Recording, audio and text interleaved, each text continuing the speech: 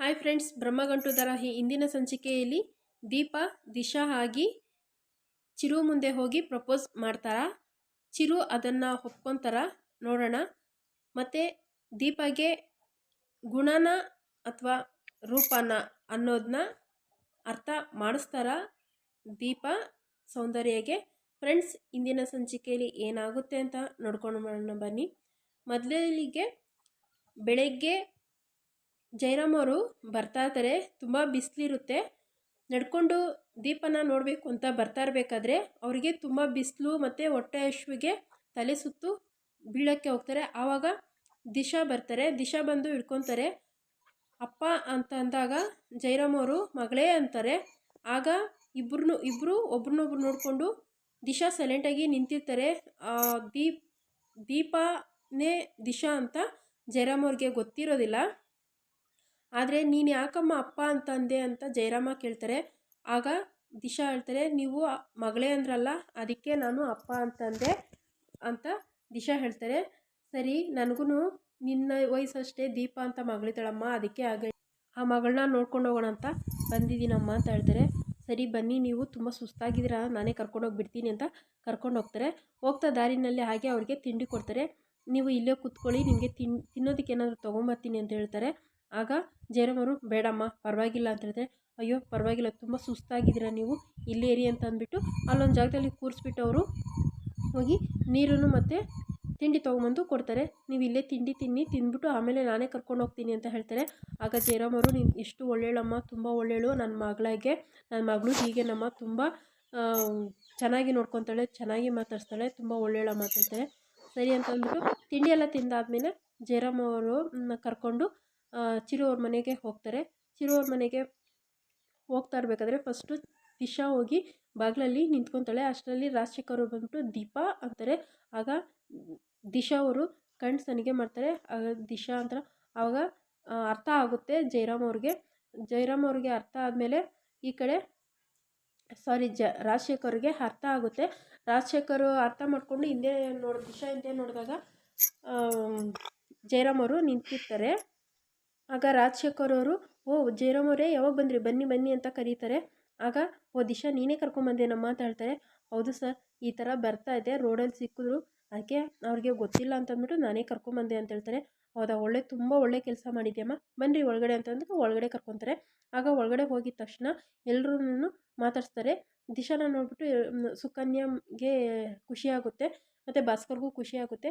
ಆಗ ಜಯರಾಮನು ಪಕ್ಕದಲ್ಲೇ ನಿಂತಿರ್ತಾರೆ. ಜಯರಾಮನ್ನು ಮಾತಾಡ್ತಾರೆ. ಆವಾಗ ದಿಶಾ ಹೇಳ್ತಾರೆ, ಈ ಥರ ಬರ್ತಾ ಇದೆ, ನನಗೆ ರೋಡಲ್ಲಿ ಸಿಕ್ಕಿದ್ರು, ಇಲ್ಲಿಗೆ ಬರ್ತಾಯಿದ್ದೀನಿ ಅಂತ ಅಂದರು, ಅದಕ್ಕೆ ನಾನೇ ಕರ್ಕೊಂಬಂದೆ ಅಂತ ಹೇಳ್ತಾರೆ. ಹೌದಾ ಅಂತ ಹೇಳ್ತಾರೆ. ದಿಶಾನ ತುಂಬ ಚೆನ್ನಾಗಿ ಮಾತಾಡ್ಸ್ತಾರೆ. ಆಗ ಸೌಂದರ್ಯ ಬರ್ತಾರೆ.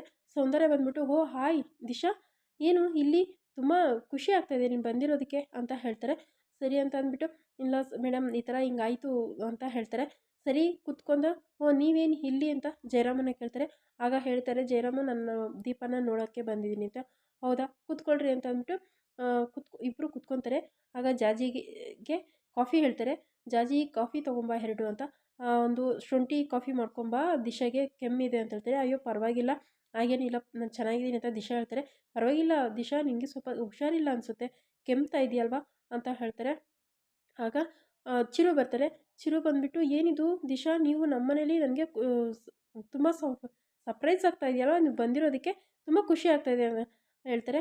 ಆಗ ದಿಶಾ ಹೇಳ್ತಾರೆ, ಹೌದು, ಇವರು ಈ ಥರ ರೋಡಲ್ಲಿ ಸಿಗಿದ್ರು, ಅದಕ್ಕೆ ಕರ್ಕೊಂಬಂದೆ ಅಂತ ಹೇಳ್ತಾರೆ. ಆಗ ಜಾಜಿ ಅವರು ಟೀ ತಂದು ಕೊಡ್ತಾರೆ, ಕಾಫಿ ತಂದು ಕೊಡ್ತಾರೆ ಇಬ್ರಿಗೂ. ಶುಂಠಿ ಕಾಫಿ ದಿಶಾಗೆ ಕೊಡ್ತಾರೆ, ನಾರ್ಮಲ್ ಕಾಫಿ ಜಯರಾಮ್ ಕೊಡ್ತಾರೆ. ಆಗ ಕೇಳ್ತಾರೆ, ಸೌಂದರ್ಯ ಹೇಳ್ತಾರೆ, ಶುಂಠಿ ಹಾಕಿದೆಯಲ್ವಾ, ಶುಂಠಿ ಕಾಫಿ ದಿಶಾಗೆ ಕೊಡು ಅಂತ ಹೇಳ್ತಾರೆ. ಆಗ ಚಿರು ಅವ್ರು ಕೇಳ್ತಾರೆ, ಶುಂಠಿ ಕಾಫಿನಾ, ಯಾಕೆ ಏನಾಯಿತು ಅಂತ ಕೇಳಿದಾಗ, ಚಿರು ಸ್ವಲ್ಪ ದಿಶಾಗೆ ಹುಷಾರಿಲ್ಲ, ಗಂಟಲೆಲ್ಲ ಒಂದು ಸ್ವಲ್ಪ ಕರಕರ ಅಂತೈತೆ, ಅದಕ್ಕೆ ಹುಷಾರಿಲ್ಲ ಅನಿಸುತ್ತೆ, ಅದಕ್ಕೆ ನಾನೇ ಶುಂಠಿ ಕಾಫಿ ಮಾಡೋಕ್ಕೆ ಹೇಳ್ತೇನೆ. ಆಗ ಚಿರು ಅವ್ರು ಇಟ್ಕೊಂಡು, ಹೌದಾ ಪರವಾಗಿಲ್ವಾ ದಿಶಾ, ಏನಾದರೂ ಹಾಸ್ಪಿಟ್ಲಿಲ್ಲ ನಮ್ಮ ಫ್ಯಾಮಿಲಿ ಡಾಕ್ಟ್ರನ್ನೇ ಕರೆಯೋಣ ಅಂತ ಹೇಳ್ತಾರೆ. ಅಯ್ಯೋ ಪರವಾಗಿಲ್ಲ ಚಿರುವರೇ, ನಾನು ಸ್ವಲ್ಪ ಗಂಟಲು ಏನೋ ಸ್ವಲ್ಪ ಇದಾಗಿದೆ ಅಷ್ಟೇ, ಆದರೆ ಪರವಾಗಿಲ್ಲ, ನಾನು ಚೆನ್ನಾಗಿದ್ದೀನಿ ಅಂತ ಹೇಳ್ತಾರೆ. ಓಕೆ ಪರವಾಗಿಲ್ವಾ ಇವಾಗ, ಹೌದು ಪರವಾಗಿಲ್ಲ ಅಂತ ಹೇಳ್ತಾರೆ. ಇದನ್ನೆಲ್ಲ ಜಯರಾಮ್ ಅವರು ನೋಡ್ತಾನೆ ಇರ್ತಾರೆ. ಸರಿ ಹಾಗಾದರೆ ನಾನು ನಿನ್ನ ಹೊರಡ್ತೀನಿ ಅಂತ ದಿಶಾ ಹೇಳ್ತಾರೆ. ಆವಾಗ ಅಯ್ಯೋ ಹೊರಡೋದಾ, ಯಾಕೆ, ಹಾಗೆ ಬನ್ನಿ ನಾವೇ ಕರ್ಕೊಂಡು ಹೋಗ್ತೀರಿ ಆಫೀಸ್ಗೆ ಅಂತ ಹೇಳ್ತಾರೆ ಸೌಂದರ್ಯ ಅವರು. ಇಲ್ಲ ಇಲ್ಲ ನಾನು ಇವತ್ತು ಆಫೀಸ್ಗೆ ಬರೋದಕ್ಕಾಗಲ್ಲ, ನನಗೆ ಸ್ವಲ್ಪ ಹುಷಾರಿಲ್ಲ, ನಾನು ಮನೆಗೆ ಹೋಗ್ತೀನಿ ಅಂತ ಹೇಳಿದಾಗ ಸೌಂದರ್ಯ ಅವರು ಅಯ್ಯೋ ಅದೆಂಗಾಗುತ್ತೆ, ನಿಮಗೆ ಹುಷಾರಿಲ್ಲ ಅಂದರೂ ನಿಮ್ಮನ್ನು ಕಳಿಸೋದಕ್ಕಾಗುತ್ತಾ, ನೀವು ಇಲ್ಲೇ ರೆಸ್ಟ್ ಮಾಡಿ, ಇಲ್ಲೇ ಗೆಸ್ಟ್ ರೂಮಲ್ಲಿದೆ ರೆಸ್ಟ್ ಮಾಡಿ, ಇಲ್ಲೇ ಮಧ್ಯಾಹ್ನನೇ ಊಟ ಮಾಡಿ ಇಲ್ಲೇ ಇರಿ ನೀವು ಅಂತ ಹೇಳ್ತಾರೆ. ಪರವಾಗಿಲ್ಲ ನನಗೇನು ಅಷ್ಟೊಂದು ತೊಂದರೆ ಇಲ್ಲ, ನಾನು ಹೋಗ್ತೀನಿ ಅಂತ ಹೇಳ್ತಾರೆ. ಹಾಗೆ ಅದೆಲ್ಲ ಹೇಗಾಗುತ್ತೆ ಅಂತ ಚಿರಾಗ್ ಹೇಳ್ತಾರೆ, ದಿಶಾ ಪರವಾಗಿಲ್ಲ, ನಿಮಗೆ ಹುಷಾರಿಲ್ಲ ಅಂತಂದರೆ ಇಲ್ಲೇ ಇರ್ಬೋದು, ರೆಸ್ಟ್ ಮಾಡಿ, ಇಲ್ಲೇ ಆರಾಮಾಗಿ ರೆಸ್ಟ್ ಮಾಡಿ ಹೋಗಿ, ಯಾಕೆ ರಿಸ್ಕ್ ತೊಗೊತೀರಾ ಅಂತ ಚಿರಾಗ್ ಹೇಳ್ತಾರೆ. ಆವಾಗ ದಿಶಾ ಸೈಲೆಂಟ್ ಆಗ್ತಾರೆ. ದಿಶಾ ಸೈಲೆಂಟ್ ಆದಮೇಲೆ ಮತ್ತು ಜಯರಾಮ್ ಅವರು ಮನೆಯೆಲ್ಲ ನೋಡೋಕ್ಕೆ ಅಂತ ಹೋಗ್ತಾರೆ ದೀಪನ ಹುಡ್ಕೊಂಡು. ಆಗ ದೀಪ ಎಲ್ಲಿ ಅಂತ ಕೇಳ್ತಾರೆ ಫಸ್ಟು. ದೀಪ ಈ ಥರ ಕೆಲ್ಸಕ್ಕೆ ಹೋಗಿದ್ದಾಳೆ. ಕೆಲಸನ ಅಂತ ಹೇಳಿದ್ರು. ಹೌದು, ಯಾಕೆ ನಿಮಗೆ ಗೊತ್ತಿಲ್ಲ, ಅವಳು ಸಣ್ಣದಾಗಿ ಒಂದು ಅಂಗಡಿ ಇಟ್ಕೊಂಡಿದ್ದಾಳೆ, ಟೈಲರ್ ಅಂಗಡಿ, ದೊಡ್ಡ ಆಫೀಸರ್ ಥರ ಆಡ್ತಾಳೆ ಅಂತ ಸುಕನ್ಯವರು ಹೇಳ್ತಾರೆ. ಆಮೇಲೆ ಜಯರಾಮ್ ಅವರು ಅದನ್ನ ಕೇಳಿಸ್ಕೊಂಡು ಸುಮ್ಮನೆ ಆಗ್ತಾರೆ. ಆಮೇಲೆ ಒಂದು ಹತ್ರ ಹೋಗ್ಬಿಟ್ಟು ಹೂವನೂ ಮತ್ತು ಫ್ಲವರ್ ಅದು ವಾಸು ಒಂದು ಕಡೆ ಇರುತ್ತೆ, ಅದನ್ನ ಹೂವನ್ನ ಎತ್ತಿ ವಾಸಲ್ಲಿ ಇಟ್ಬಿಟ್ಟು ಹಾಗೆ ಹೇಳ್ತಾರೆ, ಮನೆಯೆಲ್ಲ ಎಷ್ಟು ನೀಟಾಗಿದೆ, ಆದ್ರೂ ಇದನ್ನ ಹೂವನೂ ಇದ್ರಲ್ಲಿ ಇಟ್ರೇ ಚೆನ್ನಾಗಿ ಕಾಣಿಸೋದು ಅಂತ ಹೇಳ್ತಾರೆ.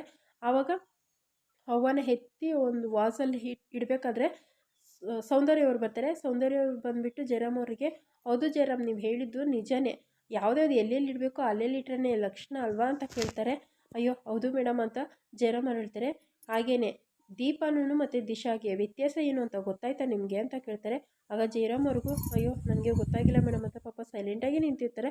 ಆವಾಗ ಸೌಂದರ್ಯವರು ಹೇಳ್ತಾರೆ, ಹೌದು, ನಾನು ದಿಶಾನ ಈ ಮನೆ ಸೊಸೆ ಮಾಡ್ಕೊಳ್ಬೇಕು ಅಂತ ಅಂದ್ಕೊಂಡಿದ್ದೀನಿ, ಅಂದರೆ ನಮ್ಮ ಚಿರುಗೆ ತಕ್ಕ ಜೋಡಿ ಅಂತ ಅಂದ್ಕೊತೀನಿ.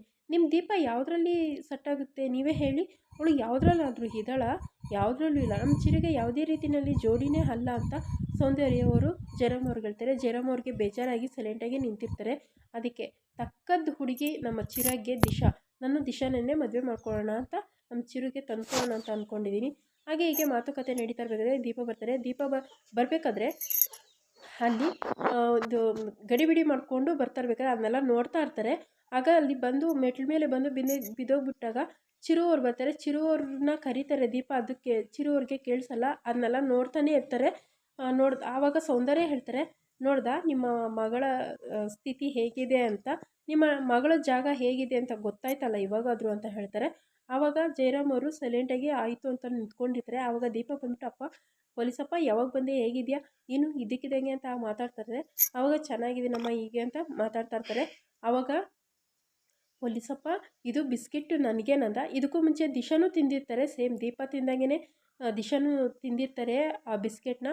ಅದನ್ನೆಲ್ಲ ಜಯರಾಮ ನೋಡಿದಾಗ ದೀಪನೂ ತಿಂತಾ ಇರಬೇಕಾದ್ರೆ ಆ ಬಿಸ್ಕೆಟ್ನ ಅವರಿಬ್ಬರನ್ನೂ ನೆನೆಸ್ಕೊತಾರೆ ಜಯರಾಮ್ ಅವರು. ನೆನೆಸ್ಕೊಂಡಾಗ ಆವಾಗ ಹೀಗೆ ಎಲ್ಲ ಮಾತಾಡ್ಕೊಂಡು ಆವಾಗ ಹೇಳ್ತಾರೆ, ಏನಮ್ಮ ನಿನಗೂ ದಿಶಾಗೆ ಏನು ವ್ಯತ್ಯಾಸ ಐತೆ ಅಂತ ನನಗೆ ಗೊತ್ತಾಯಿತು ಅಮ್ಮ, ನೀನು ಬದಲಾಗಬೇಕು, ಚಿರುಗೋಸ್ಕರ ಆದರೂ ಬದಲಾಗಲೇಬೇಕು ನೀನು ಅಂತ ಹೇಳ್ತಾರೆ ಜಯರಾಮ್ ಅವರವರು. ಇದನ್ನೆಲ್ಲ ಕೇಳಿ ದೀಪಗೆ ಬೇಜಾರಾಗುತ್ತೆ. ಆಗ ದೀಪ ಯೋಚನೆ ಮಾಡ್ತಾರೆ, ನಾನು ದಿಶಾ ಆಗಿ ಬದಲಾಗಬೇಕಾ, ಪೊಲೀಸಪ್ಪನೂ ಹಾಗೆ ಹೇಳ್ತಾರಲ್ಲ ಅಂತ ಅಂದ್ಬಿಟ್ಟು ಯೋಚನೆ ಮಾಡ್ತಾ ನಿಂತಿರ್ತಾರೆ. ಫ್ರೆಂಡ್ಸ್, ಇಲ್ಲಿಗೆ ಈ ಸಂಚಿಕೆ ಮುಕ್ತಾಯ ಆಗಿದೆ. ಫ್ರೆಂಡ್ಸ್, ನಿಮ್ಮ ಸಪೋರ್ಟು ನನಗೆ ತುಂಬ ಮುಖ್ಯ. ಪ್ಲೀಸ್ ಫ್ರೆಂಡ್ಸ್, ಸಪೋರ್ಟ್ ಮಾಡಿ ಈ ವಿಡಿಯೋಗೆ ಒಂದು ಲೈಕ್ ಕೊಡಿ ಅಂತ ಕೇಳ್ಕೊತೀನಿ. ಯಾರಾದರೂ ಹೊಸಬ್ರು ನನ್ನ ಚಾನಲ್ ನೋಡ್ತಾ ಇದ್ದರೆ ಸಬ್ಸ್ಕ್ರೈಬ್ ಮಾಡಿಕೊಂಡು ನನ್ನ ವಿಡಿಯೋ ನೋಡಿ ಅಂತ ಕೇಳ್ಕೊತೀನಿ.